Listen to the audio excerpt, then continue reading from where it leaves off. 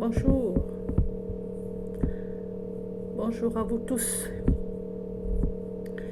Si je viens encore aujourd'hui, c'est pour parler encore du Cameroun et ce qui se passe dans notre beau pays. Ce Cameroun nous appartient. Il est le nôtre. Il est notre pays, notre richesse, notre fortune, notre tout. Ce n'est pas un pays qui appartient à un clan ou deux clans ou trois clans. Alors, je ne viens pas critiquer aujourd'hui. Je viens juste montrer les choses au clair de qu'est-ce que nous avons besoin. Je pense que les Camerounais sont un peu... Ils ont les yeux trop fermés sur beaucoup de choses. Je ne sais pas pourquoi. C'est comme s'il y a un certain nombre de personnes qui voient et d'autres qui ne voient pas. Excusez-moi.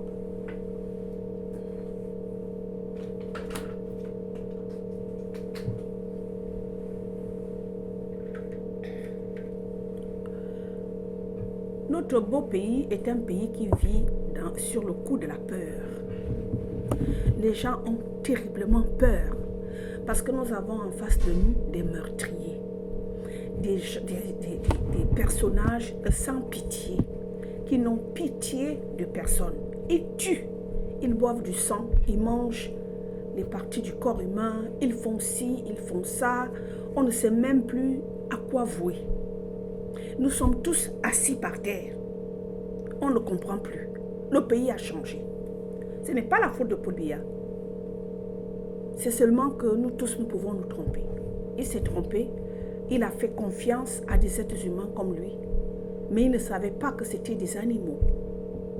C'est le vrai mot.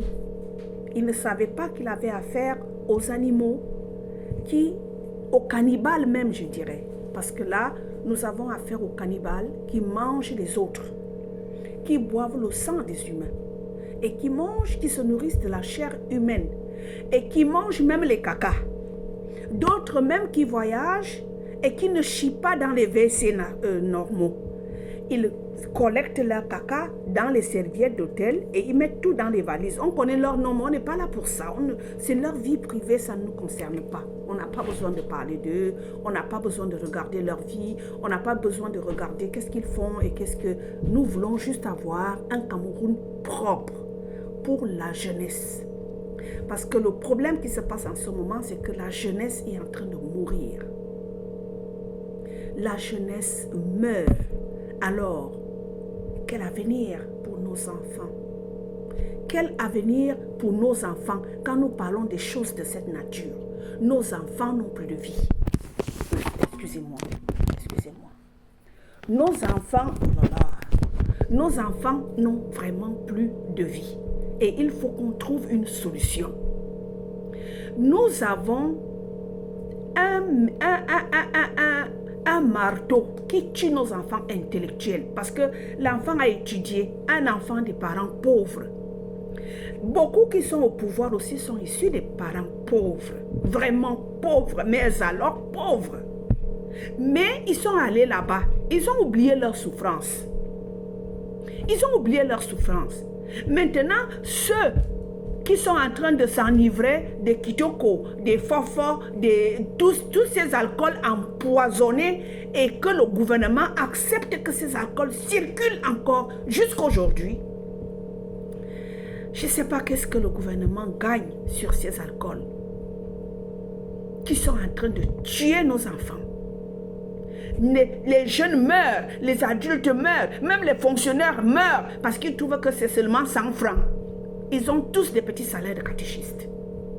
Des salaires qui ne les amènent même pas à vivre. Alors qu'on voit ces jokers, ils sont partout, ils sont dans les jets privés, ils ont de l'argent, ils vivent comme ils veulent avec notre contribuable. Pensez à ça, mes enfants. Pensez à ça.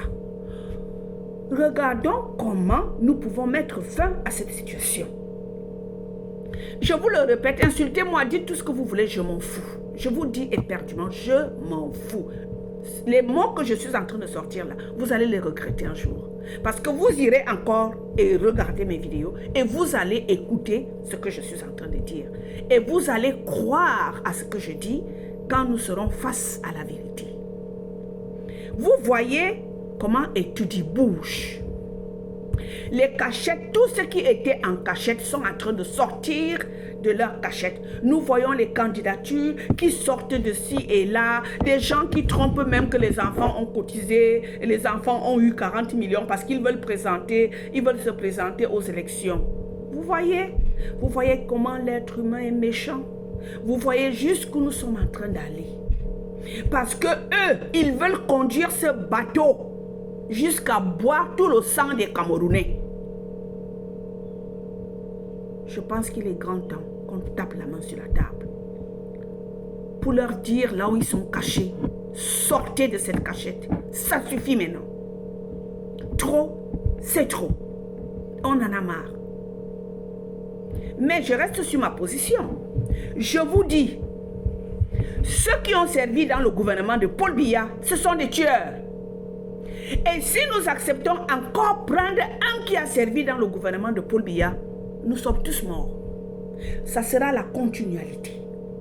Parce que il faut toujours un d'eux pour aller nourrir les sectes. Ces sectes qui sont là ne vont pas partir si nous ne mettons pas une personne neutre. Et qui va faire un balayage automatique sur tous ces vieux croulants qui sont là-bas. Parce que si Paul Biya est comme ça, Niat est là-bas comme ça, il faut bien que les Laurent et Sceaux et autres commencent déjà à faire leur bagage.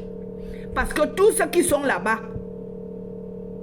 vous mes enfants, qui avez des sociétés de corbillards, préparez-vous, hein, parce que beaucoup vont mourir. Parce que quand ils vont partir, là, il n'y aura plus le sang à boire.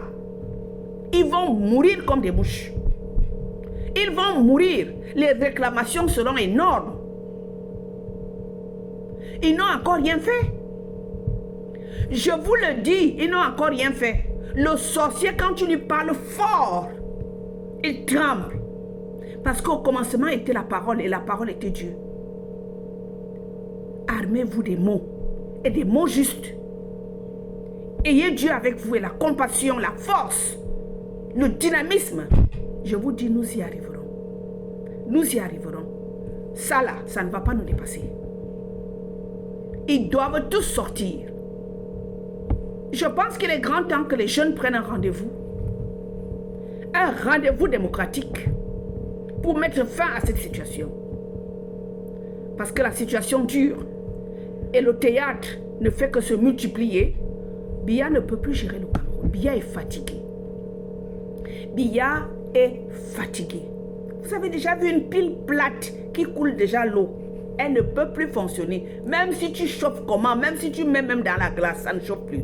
Ça ne donne plus. Biya est fatigué. Il a fait ce qu'il a pu.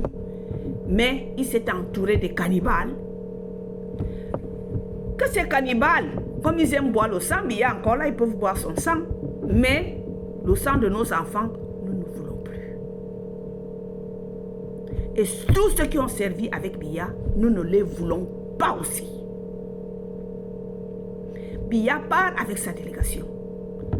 Un nouveau gouvernement est possible. Un nouveau Cameroun est possible. Un nouvel État camerounais est possible. Pour rééduquer les Camerounais. Parce que les Camerounais étaient déjà déformés mentalement. Dans la corruption, dans le vol, dans la démagogie. Et je pense qu'il est grand temps qu'on les réforme. Afin qu'ils aient une forme normale. Qu'on leur dise, tu fais ça, tu as ça comme récompense. Si tu bouges comme ça, il y aura ça. Vous êtes intelligents, mes enfants, je compte beaucoup sur vous. Parmi vous, il y a des grands ingénieurs. Parmi vous, il y a des grands docteurs. Parmi vous, il y a des grands avocats. Parmi vous, il y a des grands professeurs. Et nous avons Dieu. De qui aurons-nous crainte? De ce groupe théâtral, je ne crois pas.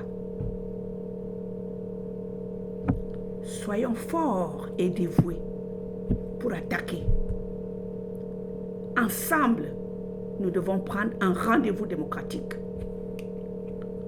pour qu'ensemble, comme un essaim d'abeilles, on atterrisse sur ces gens. Il est grand temps. L'heure a sonné. Il faut le faire. Ça ne sert plus rien d'attendre. N'attendons pas. Il n'y a rien qui vient de Paul Biya. Parmi tous ces gens qui parlent, Biya ne dit plus rien. Il a fermé sa bouche, il ne dit plus rien. Biya n'est pas dedans. Cette démagogie ne vient pas de Paul Biya. Il est fatigué.